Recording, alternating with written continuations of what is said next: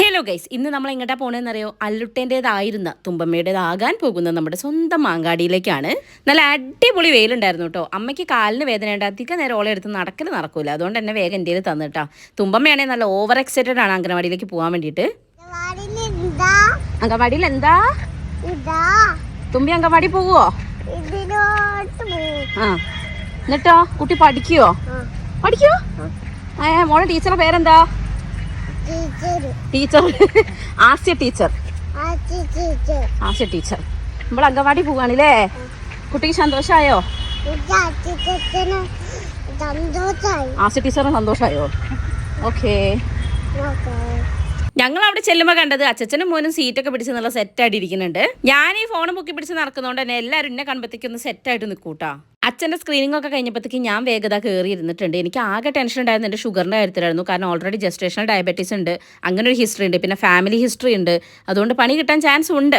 RBS എടുത്തപ്പം അത്യാവശ്യം കുറച്ച് sugar കാണിച്ചു കേട്ടോ. അപ്പം തന്നെ പറയും ചെയ്തു FBSും PPBSും വേണമെങ്കിൽ HbA1cയും കൂടെ എടുത്ത് നോക്കിക്കോളൂ, മേ ബി ഉണ്ടാവാൻ ചാൻസ് ഉണ്ടെന്ന്. അത് കേട്ടപ്പോഴത്തേക്ക് ഞാൻ തകർന്നു പോയി രമണ. എനിക്ക് ഇമാതിരി ഹിസ്റ്ററികളൊക്കെ ഉള്ളതുകൊണ്ടാണ് എൻ്റെ ബയോളജി ഇങ്ങനെയായത്. പക്ഷേ ഞാൻ അമ്മേൻ്റെ കാര്യം ചിന്തിക്കുന്നത്, അമ്മ എല്ലാ മധുരവും കഴിക്കുന്ന ഒരാളാണ്, മധുര പ്രിയയാണ്. പക്ഷേ എന്നാലും അമ്മയ്ക്ക് ഷുഗർ ഉണ്ടാവില്ല കേട്ടോ. അപ്പം ഞാൻ പറയുമ്പോൾ അമ്മ എന്താ പറയുക, ഡി അപ്പം എനിക്ക് ഷുഗർ വരണമെന്നാണോ എനിക്ക് എന്ന്. ഈ സ്ക്രീനിങ്ങിലെ നമ്മുടെ ഷുഗർ, പ്രഷർ, HB ഇതൊക്കെ അവർ ചെക്ക് ചെയ്യുന്നുണ്ട്. മാത്രമല്ല നമ്മുടെ ക്യാൻസർ സ്ക്രീനിങ്ങിന് വേണ്ടിയിട്ട് ഹോസ്പിറ്റലിലേക്ക് റെഫർ ചെയ്യുന്നുണ്ട്. ഇത്തരം സ്ക്രീനിങ് ഒന്നും നിങ്ങൾ ഒരിക്കലും മുടക്കാൻ പാടില്ല കേട്ടോ. അമ്മയ്ക്ക് ഭയങ്കര മടിയാണ്. അമ്മ ഞാൻ പിടിച്ചു വലിച്ച് കൊണ്ടുവന്നതാണ്. കാരണം നമുക്ക് എന്തെങ്കിലും അസുഖം ഉണ്ടെങ്കിൽ അത് നേരത്തെ അറിഞ്ഞു കഴിഞ്ഞാൽ നമുക്കത് ട്രീറ്റ് ചെയ്തിട്ട് പെട്ടെന്ന് മാറ്റാൻ പറ്റും. ലാസ്റ്റ് നിമിഷത്തിലേക്കാണുമ്പോൾ അറിയുന്നെങ്കിൽ നമുക്കൊന്നും ചെയ്യാൻ പറ്റാത്തൊരവസ്ഥയായി പോകും. സോ ഇത്തരം സ്ക്രീനിങ് ഒക്കെ മസ്റ്റായിട്ട് നമുക്കാണെങ്കിലും കുട്ടികൾക്കാണെങ്കിലും ഒക്കെ ഉള്ളത് നമ്മൾ ചെക്ക് ചെയ്തേ പറ്റുള്ളൂ. Prevention is better than cure എന്നല്ലേ പറയാം.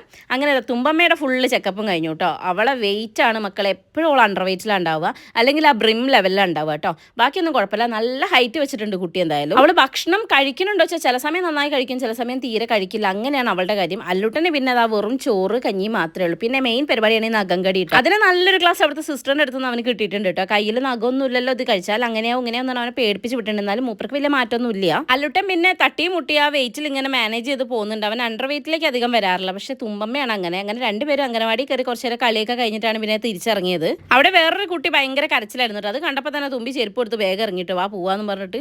അപ്പോഴേക്ക് ശ്രീമതി ചോക്ക് ഒരു കേക്കൊക്കെ കൊടുത്തിട്ടുണ്ടായിരുന്നേ. പിന്നെ അത് അല്ലുട്ടൻ ഓട്ടാണ്. നടത്തെന്ന് പറഞ്ഞാൽ ഞങ്ങളെ നിഘണ്ടുവിലേ ഇല്ല. അച്ഛനും അമ്മയ്ക്കും സ്കൂളിൽ നിന്ന് പശുവിൻ്റെ വെള്ളം എടുക്കാണ്ടായിരുന്നു. അപ്പോൾ അല്ലുട്ടൻ വേഗത വണ്ടിയിൽ കയറി പറ്റിയിട്ടുണ്ട്. അങ്ങനെ ഞാനും തുമ്പമ്മയും കൂടിയാണ് പിന്നെ വീട്ടിലേക്ക് പോരുന്നത്. ഞാനിപ്പോൾ എവിടെയാണ് ഉള്ളത് എന്നുള്ളത് ദിവസവും വിളിച്ച് ചോദിക്കുന്ന ഒരു ടീംസ് ഉണ്ട്, ആരറിയാം, കൊറിയർ ബോയ്സ്. അപ്പോൾ ഒരു വന്ന് വീട്ടിൽ നിൽക്കുന്നുണ്ട്. അപ്പോൾ അതുകൊണ്ട് തന്നെ ഞങ്ങൾ വേഗം വീട്ടിലേക്ക് വെച്ച് പിടിച്ചു. കൊറിയർ ബോയ്സിന്റെ കോൾ ഇങ്ങോട്ട് വന്നു കഴിഞ്ഞാൽ പിന്നെ ഞാൻ എക്സൈറ്റഡ് ആണ്. എന്താണെന്നല്ലേ, ഓർഡർ ചെയ്ത സാധനം അൺബോക്സ് ചെയ്യുന്നതിന് പ്രത്യേക സുഖമാണ്. അപ്പോൾ ഞാൻ പോയി അൺബോക്സ് ചെയ്യട്ടെ. അടുത്ത വീഡിയോയിൽ കാണാം ഗൈസ്, ബൈ.